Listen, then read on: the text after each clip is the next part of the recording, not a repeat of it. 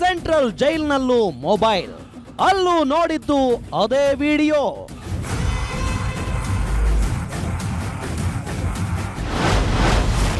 Prajwal ರೇವಣ್ಣಗೆ mobile ಕೊಟ್ಟಿದ್ದು ಯಾರು? ಆ ಡ್ರೆಸ್ ಕೊಟ್ಟಿದ್ದು ಯಾರು?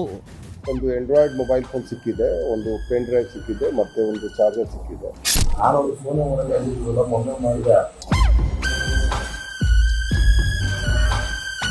ಕೈದಿದು ಬಟ್ಟೆ ಧರಿಸಲಿಲ್ಲ. ಯಾರು ಕೊಟ್ಟಿದ್ದಾನೆ ಇದರ ಬಗ್ಗೆ ಸಿಸಿಬಿನವರು ತನಿಖೆ ಮಾಡ್ತಾರೆ. ಪರಪ್ಪನ ಅಗ್ರಹಾರದಲ್ಲಿ ಏರ್ಟೆಲ್ ಸಿಮ್ ಆಕ್ಟಿವ್ ಆಗಿದ್ದು ಹೇಗೆ?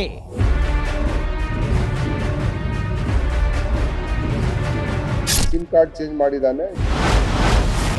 ಪ್ರಜ್ವಲ್ ರೇವಣ್ಣ ಲಕ್ಸುರಿ ಶಿಕ್ಷೆ ವೀಕ್ಷಿಸಿ ಗ್ಯಾರಂಟಿ ಸ್ಪೆಷಲ್ ಬೆಳಗ್ಗೆ 9:30ಕ್ಕೆ.